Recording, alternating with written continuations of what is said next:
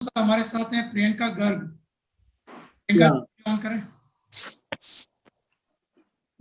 Hello hello hello, नमस्ते sir. Good evening. आप you came second time? जी sir.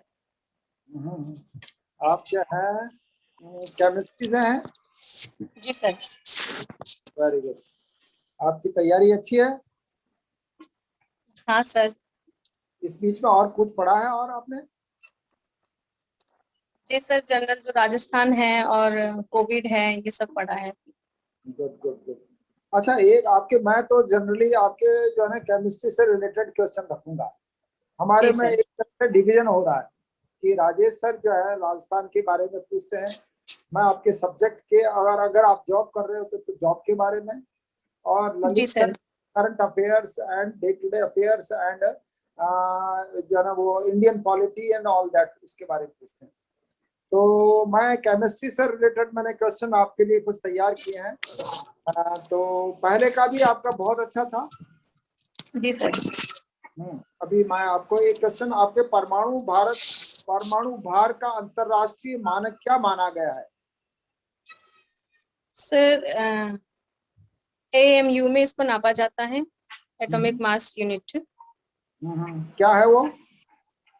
Sir, इसमें जो है ये जो कार्बन होता है हमारा, कार्बन 12, उसका 12 ग्राम में जितने हमारे मोलिक्यूल होते हैं कार्बन के, उससे इसको जोड़कर देखा जाता है। वो एक AMU कहलाता है। Very good very good. अच्छा, परमाणु के नाभिक में कौन से कण होते हैं? ये वैसे जी तो सर, हमने परमाणु। जी सर, परमाणु के क्वेश्चन। नाभिक में जो उसके अवयवी कण होते हैं वो प्रोटॉन, न्यूट्रॉन होते हैं और इलेक्ट्रॉन होते हैं सर, जो कि परमाणु के बाहर चक्कर लगाते हैं, नाभिक में नहीं होते हैं। Very good very good. अणु का सबसे पहले उल्लेख किस भारतीय दार्शनिक ने किया था? आपको ध्यान है क्या थोड़ा? जी सर, महर्षि कणाद के द्वारा सबसे पहले इसे कण बोला गया था। तो जहां तक मुझे याद है सर, महर्षि कणाद इसका आंसर होना चाहिए। Very good very good very good. अच्छा, एक बात बताइए, डायमंड क्या है ये? सर, ये कार्बन का अपर रूप है, एलोट्रोप जिसे हम कहते हैं। तो ये एक, इसमें कार्बन जो होते हैं, एक कार्बन जो 4 अन्य कार्बन से घिरा रहता है। कठोर संरचना होती है सर इसकी, हीरे की। और इसका उपयोग जो है सर, वो जैसे आभूषण वगैरह बनाने में, गैस कटर और चट्टानों को काटने में इसमें उपयोग किया जाता है। Very good. अच्छा, जल में क्या तत्व होते हैं? कौन से तत्व आप मानते हो उसमें, पानी में? सर, जल का जो केमिकल फॉर्मूला हम देखते हैं, वो जो हाइड्रोजन के 2 अणु और ऑक्सीजन का एक अणु मिलकर के जो H2O बनता है। अच्छा, एक अनिश्चितता का सिद्धांत किसने दिया है ये? सर, ये फिजिक्स में सर हाइजेनबर्ग द्वारा दिया गया है। हाइजेनबर्ग। गुड। अच्छा, एक एक और सिंपल सा क्वेश्चन है, आतिशबाजी में किस रंग की उपस्थिति यानी वो हरा रंग का कारण होती है? क्या चीज, किस एलिमेंट की वजह से वो हरा रंग दिखाई देता है उसमें? सर, आतिशबाजी में वैसे तो सर फॉस्फोरस इस तरह की सामग्री उपयोग में की जाती है, जिसकी वजह से ही आतिशबाजी में जैसे लाल रंग है इसकी वो उपस्थिति होती है। पर हरा रंग का सर मुझे अभी ध्यान में नहीं आ रहा है। चलिए कोई बात नहीं, मैं बताऊंगा। टोंक नगर में एक नगर फूट का अभी जिक्र आया है अभी कल परसों, जी क्या कहाँ पर है वो? सर, ये टोंक जिले की ही एक उप तहसील थी, जिसको हाल ही में जो है तहसील का दर्जा दिया गया है, पूर्ण तहसील बना दिया है नगर फोर्ट को। अच्छा, वो कितना डिस्टेंस पर है? सर, एग्जैक्ट डिस्टेंस तो मुझे नहीं मालूम सर, डिस्ट्रिक्ट हेडक्वार्टर से। अभी वो जो है ये जो है न्यूज में क्यों था ये जगह, नगर फूट की जगह का नाम? सॉरी सर, मैंने इसके बारे में पढ़ा नहीं है।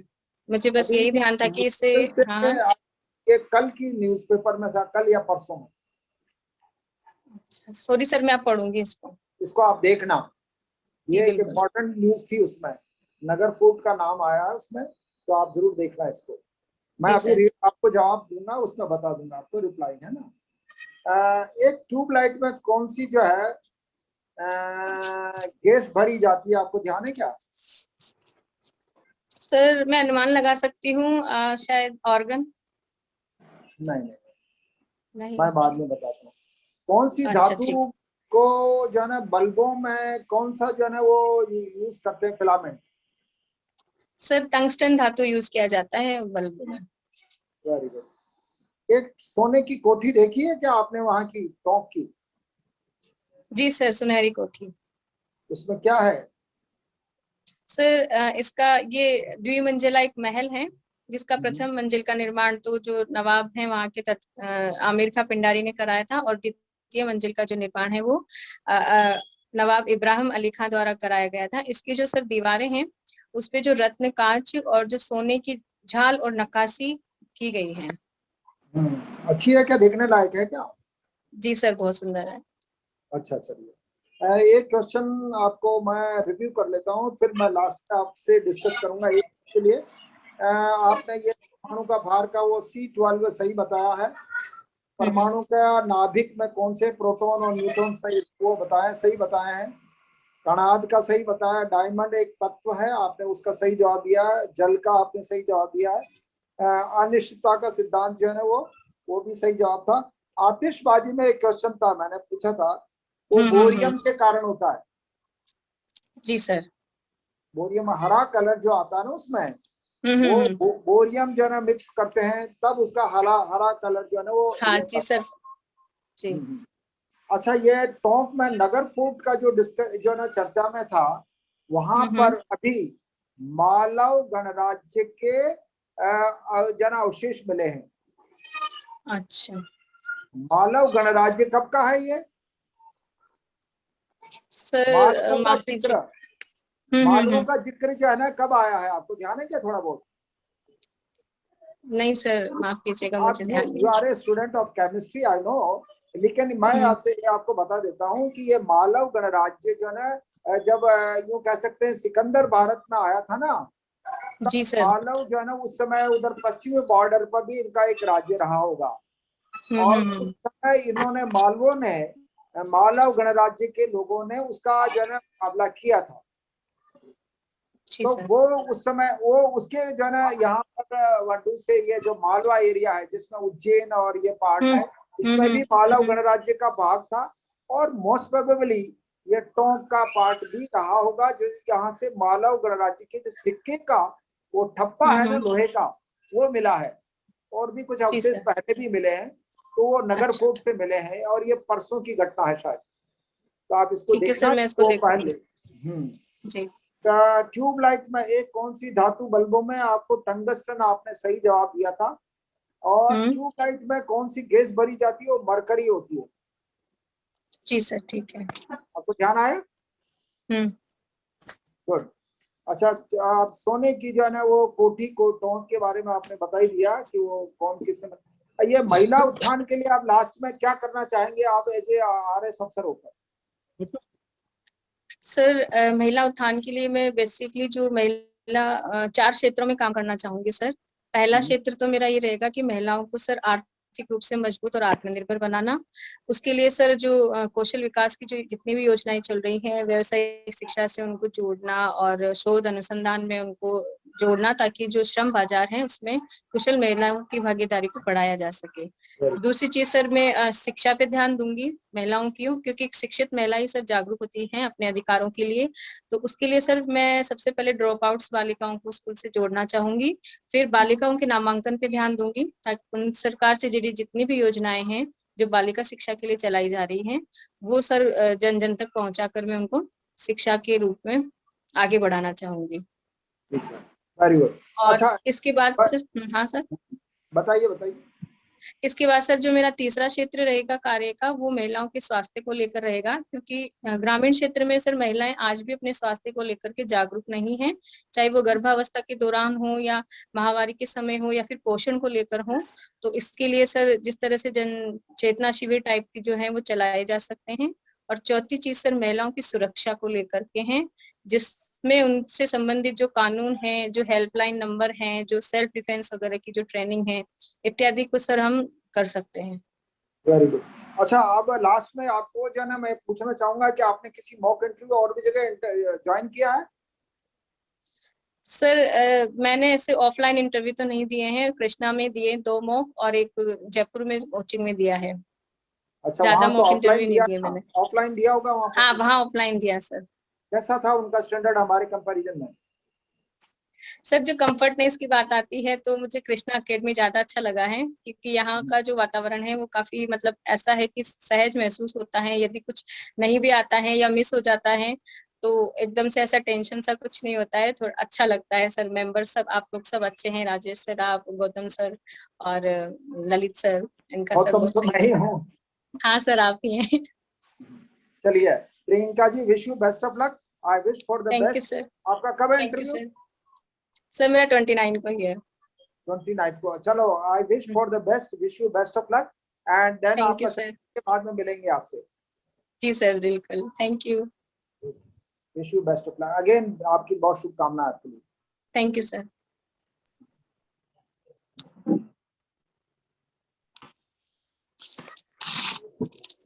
जी प्रियंका जी, सुन पा रहे हैं? नमस्ते सर सी। कुकिंग जी क्या बना लेती हैं आप? सर, सभी तरह का खाना, स्पेशली जो परंपरागत राजस्थानी खाना है सर वो। एक दो नाम बताइए जिसमें आप काफी अच्छा पका लेती हैं। जी सर, जैसे पश्चिमी राजस्थान से रिलेटेड जो हमारा प्रसिद्ध राजस्थानी खाना है वो, और इसके अलावा सर जैसे दाल बाटी चूरमा है, लापसी है इत्यादि। अच्छा, तो आपने जैसे केमिस्ट्री, हम्म। कुकिंग और केमिस्ट्री में क्या संबंध है? सर कुकिंग और केमिस्ट्री में बहुत मतलब एक डायरेक्ट लिंक हम कह सकते हैं, क्योंकि कुकिंग सर एक जो है रासायनिक अभिक्रिया ही है, जिसमें बहुत सारे पदार्थ आपस में रिएक्ट करते हैं और एक नया पदार्थ बनता है। कुकिंग में भी सर हम जो सामग्रियां इस्तेमाल करते हैं उनमें रिएक्शन होती है और फिर नई नई एक डिश बनती है। इसके साथ साथ बहुत सारे जो केमिकल्स हैं हम वो किचन में यूज करते हैं, जैसे सोडियम क्लोराइड हीरा साधारण नमक है, और इसके अलावा सर सिरका है, और सोडियम बाइकार्बोनेट है, इनका भी सर अच्छा, उपयोग किया जाता है। ऐसी कोई डिश बताइए जिसमें केमिस्ट्री का बहुत बड़ा योगदान है। एक तरह से सामान्य कुकिंग तो चली ठीक है, लेकिन कुछ डिशेज हैं जिनमें विशेष रूप से कुछ केमिस्ट्री और बायोटेक्नोलॉजी का यूज किया जाता है। एक दो नाम बताइए। सर जो बेकिंग प्रोसेस से जो चीजें बनती हैं उनमें सर केमिस्ट्री का उपयोग है, टेक्नोलॉजी का भी उपयोग है, क्योंकि इसमें सर जो बेकिंग पाउडर या बेकिंग सोडा इस्तेमाल किया जाता है जिसमें फर्मेंटेशन होता है, तो ये केमिस्ट्री की ही रिएक्शन है। प्लस फिर हम इसको अगर माइक्रोवेव में बेक करते हैं तो फिर ये इंस्ट्रूमेंटली सर साइंस से जुड़ा है। अच्छा, कुछ ऐसे भारतीय व्यंजनों के उदाहरण दीजिए जिनमें काफी समानता है। काफी समानता है। समानता मतलब उनके कुकिंग में एक ही प्रोसेस यूज किया जाता है। सर मुझे भी एक ही नाम का ध्यान आ रहा है, जैसे जो हमारे राजस्थान में जो दाल बाटी बनता है वो, और बिहार में जो लिट्टी चोखा जो डिश है उसमें काफी समानता है सर। अच्छा, अ, देखिए, फर्मेंटेशन की बात की थी आपने, उसी से जोड़ के देखें तो आप देखिए हमारे यहाँ पे जलेबी बनती है, बूंदी हम्म। बनती है, उसके अलावा खम्मन होता है, गुजराती डिश है। जी आप सर। साउथ चले जाइए तो इडली बनता है वहाँ पे। इनके जी सर। सबके बनाने के प्रोसेस में आप फर्मेंटेशन को देख सकते हैं। ठीक जी है, सर। उसके हाँ। पीछे जो लॉजिक है उसको थोड़ा सा आप देखें, क्या हम्म। सोच के साथ ये बनाए गए थे, फर्मेंटेशन कितना यूज होता है। हम्म। सिर्फ बैक्टीरिया बैड ही नहीं होते, गुड भी होते हैं, ये हमें बहुत हम्म। पहले से पता है। ठीक है, तो इस जी प्रकार सर। की चीज़। जी। जी। अच्छा, मुझे ये बताइए, आप जैसे टोंक जिले में है, तो अभी हम्म। टोंक जिले की कुछ डिशेज के बारे में बताइए आप, जो विशेष रूप से जानी जाती है। सर यहाँ ये टोंक डिस्ट्रिक्ट में जो हाड़ौती से इसका थोड़ा टच रहता है, तो यहाँ की कत बाफला सर प्रसिद्ध है। अच्छा, एक मुझे बताइए, अभी टोंक जिले में एक जो आप बता रहे थे पिंडारी, उन पे एक मूवी बनी है बॉलीवुड में, जी सर। जी सर। नाम हेलो। बताइए। जी सर, ये सलमान खान की वीर मूवी थी, जो जिस पिंडारी, जिसमें पिंडारी राजवंश का ही शासन दिखाया गया था। ये आपने देखी हो? जी सर, बहुत पहले देखी थी। अच्छा, चलिए बीसलपुर बांध के बारे में कुछ बताइए आप। सर ये टोंक जिले में जो राजमहल ग्राम पंचायत है, उसके बिसलपुर कस्बे पर बनास नदी पर बना हुआ राज्य की सबसे बड़ी पेयजल परियोजना है, जिसका निर्माण सर 1985 से स्टार्ट हुआ था।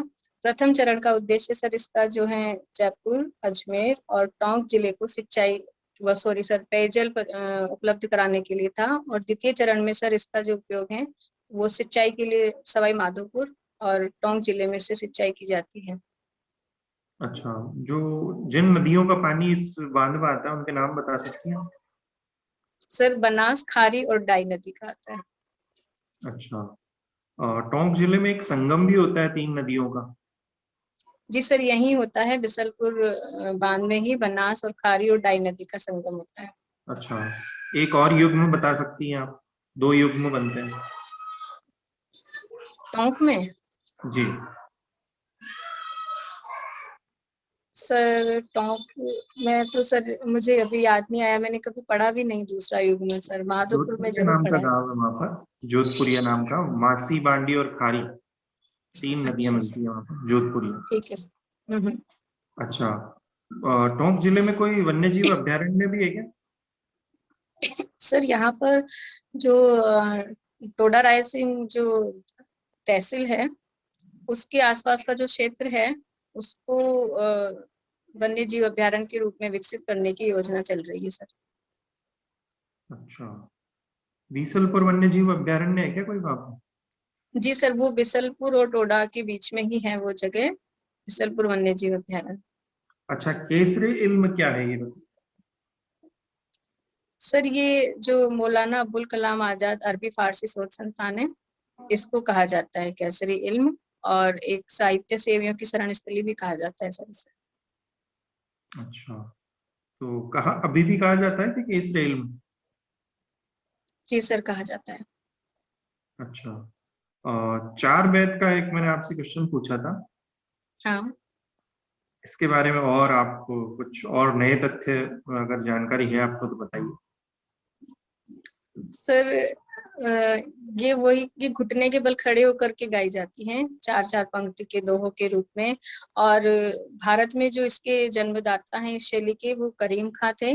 और टोंक में इसको जो लाने का श्रेय है वो नवाब फैजुल्ला खां को दिया जाता है। और ऐसा कहा जाता है कि ये जो शैली है ये मुरादाबाद, पाकिस्तान मुरादाबाद से होते हुए शायद टोंक आई थी। वेरी गुड, बहुत अच्छा बताया आपने, पठानी मूल का लोक नाट्य है। जी सर। अच्छा, चलिए अंतिम प्रश्न, टोंक का पुराना नाम क्या है? सर, टोरा और टोकरी गांव से मिलकर के टोंक बना है, नवाबों की नगरी भी कहते हैं सर इसको। अच्छा, भूमगढ़ कोई नाम था क्या ऐसा, भूमगढ़? जी माफ कीजिएगा सर, मैंने नहीं सुना है ये। धूमगढ़। भूमगढ़, भोला नाम के कोई ब्राह्मण थे, उन्होंने हाँ बताया हाँ हाँ, था। भूमगढ़, ठीक है सर, मैं याद रखूंगी। ठीक है प्रियंका जी, आपका देखिए रिव्यू करते हैं। काफी अच्छी जानकारी है आपको कुकिंग के बारे में। एक आप कुकिंग को सिर्फ राजस्थान से ही नहीं भारत से भी जोड़ते हैं, एक आपने बिहार का बताया, उसके अलावा साउथ इंडियन फूड है, उसका राजस्थान से क्या संबंध है, गुजरात से क्या संबंध है, क्या समानता है उन विशेष में, वो भी आप थोड़ी सी और अपनी जानकारी को बढ़ाया। ठीक है, आपने जी बताया, ठीक है सही सर। बताया। ठीक है, हम्म। बायोटेक्नोलॉजी, केमिस्ट्री का क्या यूज कुकिंग, उसमें और आप कई डायमेंशन से आप इसका उत्तर दे सकती हैं। और एक फूड हम्म। पॉइजनिंग का आप एक कोई क्वेश्चन तैयार करें, साइंस से हैं आप, फूड को जी सर। पॉइजनिंग। एक राजस्थान में शुद्ध के लिए युद्ध, मैंने आपसे शायद किया होगा क्वेश्चन, या नहीं किया नहीं हो किया तो भी सर। आप, शुद्ध के लिए युद्ध एक अभियान चलता है, जी। जी सर, उसके बारे में चिकित्सा हम, विभाग का, हाँ सर। शुद्ध उसके के बारे लिए। में जानकारी प्राप्त करें। जी इसके सर। अलावा टोंक के बारे में मैंने आपसे जानकारी ली, काफी अच्छी जानकारी है आपको। एक वो मैं बता रहा था, दूसरा जो संगम होता है जोधपुरिया गांव है, मासी बांडी और खार, वहां पर जी दूसरा सर। संगम होता है। और ठीक है सर। पिंडारियों को शासक एक थे जिन्होंने संरक्षण दिया, कोटा के जालिम सिंह जी शासक थे, उन्होंने जी पिंडारियों सर। को संरक्षण दिया था। ये आप थोड़ा सा हम्म। याद रखें। एक केसरे ठीक इल्म है सर। आपको ध्यान रखें कि जब अरबी फारसी सोच संस्थान की स्थापना हुई थी तो इसी नाम से हुई थी, केसरे इल्म नाम से। ठीक है, अच्छा सर। तो वर्तमान नाम इसका 1987 में ये पड़ा है, मौलाना अब्दुल हम्म। कलाम उनके ठीक है सर। नाम पे। और पिछली बार मैंने शायद इसके बारे में पूछा भी होगा आपसे। जी सर। जी, ये पठानी मूल का लोक नाट्य आपने बताया 4 में, और काफी हम्म। जो फैक्चुअल जानकारी अच्छी है आपकी। हम्म। आशा करते हैं इससे और बेहतर आप करेंगे प्रियंका जी, काफी धैर्य के साथ उत्तर देती है, कॉन्फिडेंस लेवल आपका काफी अच्छा है, और ये आपको जी सर। जरूर सफलता दिलाएगा साक्षात्कार में। शुभकामनाएं। Thank you sir. Thank you sir. एक मैं आपसे कह रहा था, जैसे आप इजी फील करती हैं, आपने अभी कहा था यहाँ इजी फील करती हैं, तो ऐसा कुछ नहीं है। वहाँ पे आप मुख्य जो साक्षात्कार देने जाएंगे वहां पर भी ऐसा आपको कोई स्ट्रेस फील नहीं होने दिया जाएगा। बोर्ड का जो रवैया होता है बिल्कुल सकारात्मक और सहयोगात्मक रहता है, तो आप सर ऐसी कोई। प्रैक्टिस हो जाती है ना, जैसे अब यहाँ प्रैक्टिस हो गई है, एकदम सहज रूप से हम बता सकते हैं अपने कोई भी जो व्यू होते हैं, तो ये जी, जरूर हमें हेल्प करेगा वहां पर। जैसे हमने साक्षात्कार दिया तो ऐसा कहीं पर भी आपको जाते स्ट्रेस में नहीं लिया जाता है, बिल्कुल आपको रिलैक्स किया जाता है। वहाँ पे कोई दिक्कत वाली बात नहीं है, रिलैक्स करके जी साक्षात्कार सर। दें। कामना। जी सर। जी। Thank you. प्रियंका जी जी सर, नमस्ते। नमस्कार। जम्मू कश्मीर से 370 हटा दिया गया है जी सर। और अब एक नया अनुच्छेद लागू करके उसको विशेष लाभ देने का प्रयास करके संतुष्ट करने का प्रयास किया जा रहा है। आप बता सकते हैं कौन सा अनुच्छेद दिया जा सकता है? जी सर, जहां तक मैं गैस कर पा रही हूँ, शायद ये विशेष राज्य का दर्जा जो है कौन वो सा दिया जा अनुच्छेद है? सकता है। सॉरी सर, अनुच्छेद याद नहीं आ रहा अभी। अच्छा, कितने राज्यों को विशेष राज्य का दर्जा? सर माफ कीजिएगा, इसकी भी मुझे जानकारी नहीं है। ओके। अभी भारत के मुख्य न्यायाधीश कौन है? सर भारत के मुख्य न्यायाधीश अभी NV रमन्ना साहब हैं। राइट। कौन से वे हैं संख्या में? सर मैं गैस कर सकती हूँ, अगर आप चलिए, अनुमति दे तो बिल्कुल। 48वें। राइट। ये बताइए कि सुप्रीम कोर्ट का उल्लेख संविधान के किस भाग में? भाग। सर अनुमान लगा सकती हूँ, भाग 6। एक भाग आप आगे चले गए, भाग 5 है। जी, भाग 5 कौन में से अनुच्छेद। अनुच्छेद? अच्छा, ये बताएं कि सुप्रीम कोर्ट की स्थापना कब हुई थी? सुप्रीम कोर्ट की स्थापना सर 1935 में। वो फेडरल कोर्ट था, संघीय न्यायालय था। जो भारतीय सर्वोच्च न्यायालय है, उस हाँ स्थापना का कुछ बता सकें? सर, 1950 में। और अभी कितने जजेज हैं इसमें? सॉरी सर, मुझे एग्जैक्ट संख्या नहीं पता। ठीक। अच्छा, अभी मुख्य चुनाव आयुक्त कौन है भारत के? सर अभी भारत के मुख्य चुनाव आयुक्त श्रीमान सुशील चंद्रा है। अनुच्छेद बता पाओगे आप चुनाव आयोग का? जी, अनुच्छेद 324 से 329 तक संविधान में चुनाव आयोग का उल्लेख किया गया है। ओके। कितने आयुक्त होते हैं? कितने सदस्यीय आयोग है ये? सर ये अभी वर्तमान में 3 सदस्यीय आयोग हैं, जिसमें एक मुख्य चुनाव आयुक्त होते हैं और 2 चुनाव आयुक्त होते हैं। तो अन्य कौन है? सर मैं अनुमान लगाना चाहूंगी, कंफर्म सर, एक तो अशोक लवासा हाँ। और एक राजीव कुमार। आप एक बार इसको और चेक करना। राजीव जी कुमार। सर। और अभी एक लेटेस्ट में एक और अभी आए हैं, उनका अच्छा सर। और एक पर्यावरणविद है जिनकी मृत्यु हुई है कुछ ही दिन पहले, जी सर। और पिछले महीने में सर हुई। हाँ सर, ये भारत में चिपको आंदोलन के प्रणेता जो सुंदरलाल बहुगुणा है, उनका निधन हुआ था हाल ही में। ये उत्तराखंड के चमोली प्रांत में सर चिपको आंदोलन की शुरुआत करने के लिए जाने जाते हैं पर्यावरण संरक्षण के लिए। ये कब हुआ था, जानकारी है कि किस समय चिपको आंदोलन हुआ था? जी सर 1873 के आसपास। 1873 में आंदोलन हुआ है, अभी चल रहा है 2000। नहीं सर, माफ कीजिएगा, 1973 होगा। 1970 के दशक में, राइट है। अच्छा 1970। 73 जी सर। 74 में है ये। अच्छा, हाँ सर। चिपको आंदोलन का एक नारा है, जी सर। की स्थायी अर्थव्यवस्था है, की स्थायी अर्थव्यवस्था है, इसका क्या अर्थ? सर ये चिपको आंदोलन के दौरान ही सुंदरलाल बहुगुणा जी के द्वारा दिया गया था कि पारिस्थितिकी स्थायी अर्थव्यवस्था है, क्योंकि सर वर्तमान समय में यदि ये इसे हम सर जो सतत समपोषणीय जो हमारा डेवलपमेंट है, सस्टेनेबल डेवलपमेंट, उससे जोड़ करके इसको देख सकते हैं कि वर्तमान में जो पर्यावरण, जैव विविधता और पारिस्थितिकी है, यही हमारे लिए सर ज्यादा महत्वपूर्ण और अमूल्य धरोहर है। एक महिला है, इनका नाम है वनिता गुप्ता। वनिता गुप्ता? वनिता गुप्ता जी नहीं सर। ये बताइए कि जम्मू कश्मीर में डीलिमिटेशन का विरोध क्यों हो रहा है, परिसीमन का विरोध क्यों? सर जम्मू कश्मीर में जो गुपकार अलायंस है, उसके द्वारा जम्मू कश्मीर को एक पूर्ण राज्य का दर्जा देने की मांग रखी जा रही है, और इसीलिए शायद वहाँ इस चीज का विरोध भी हो रहा है सर। डीलिमिटेशन पूर्ण राज्य में तो सरकार सहमत है, शायद चुनावों के बाद जो नई सरकार आएगी उसमें पूर्ण राज्य दर्जा भी दे दिया जाएगा, पर जो चुनावों से पहले परिसीमन हुआ उसका विरोध क्यों? सर इसके बारे में जो मैं एग्जैक्ट व्यू है वो अब देखूंगी सर, मैंने अभी ये ठीक से पढ़ा नहीं है, आज के न्यूज़पेपर में आया था ये। ओके, एक क्वेश्चन और, मेरा लास्ट क्वेश्चन। जी सर। एक व्यक्ति है उसेन बोल्ट। हाँ। कौन है, नाम सुना है आपने इनका? जी सर, ये जमैका के प्रसिद्ध धावक हैं एक, जिन्होंने शायद ओलंपिक्स में सर गोल्ड भी जीता है। नहीं सर संख्या तो मुझे अभी याद नहीं है। ठीक है, अच्छे आंसर हैं आपके प्रियंका जी, आप सारे आंसर दे देती हैं।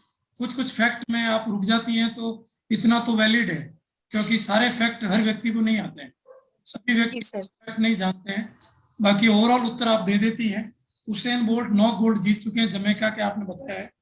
और तो वनिता गुप्ता बताया है, ये अमेरिका में एसोसिएट अटॉर्नी जनरल के रूप में इनको नियुक्त किया गया अभी बिडेन गवर्नमेंट के द्वारा। एसोसिएट अटॉर्नी जनरल है, जो वहाँ की जुडिशरी का 3rd इंपोर्टेंट पावर है, पावरफुल पोस्ट है वहाँ का। और सुंदरलाल बहुगुणा का आपने उत्तर सही बताया, राइट आंसर है। चिपको और इसमें इन्होंने बाद में 2004 में इन्होंने जो टिहरी डैम आंदोलन है उसका भी तो दोनों के खाते में है। एक मैंने न्यायमूर्ति रमन का पूछा था, इसमें अभी सुप्रीम कोर्ट की स्थापना 28 जनवरी 1950 को हुई थी, और तो सुप्रीम कोर्ट में जजेस की संख्या 34 है, 1 CJI एंड 33 अदर जजेस हैं। जी सर। जो सुशील चंद्रा हैं, ये आपका आर्टिकल आपने बता दिया था, ये भाग 15 है, और वो न्यायपालिका सुप्रीम कोर्ट और हाई कोर्ट है वो भाग 5 में है, और ये चुनाव आयोग है भाग 15 में है। और इनमें जो 3 जज है, एक नया है, वो आप थोड़ा एक बार चेक करें, तीनों की डिटेल देख, और राज्य चुनाव आयोग भी देख लें साथ में, और ये किन किन क्षेत्रों में चुनाव कौन करवाता है वो भी आप ध्यान रखें। जी सर। चुनाव आयोग का अनुच्छेद क्या है, वो क्या क्या करवाता है। ठीक है सर। जो अपने परिसीमन आयोग के विरोध का कारण ये है कि कश्मीर वालों को लगता है कि कहीं जम्मू को ज्यादा सीटें ना मिल जाए, जम्मू को वेटेज ज्यादा ना मिल जाए, इसलिए वो परिसीमन का विरोध कर रहे हैं। जी सर। परिसीमन चल रहा है, और परिसीमन आयोग के अध्यक्ष हैं अभी जम्मू कश्मीर में, वो है RP देसाई, प्रकाश देसाई। जी सर। तो में ये परिसीमन हो रहा है, ये थोड़ा डिटेल में देख के। बाकी ओवरऑल अच्छा प्रदर्शन है प्रियंका जी, बहुत बहुत thank you sir, all the best. Thank you sir.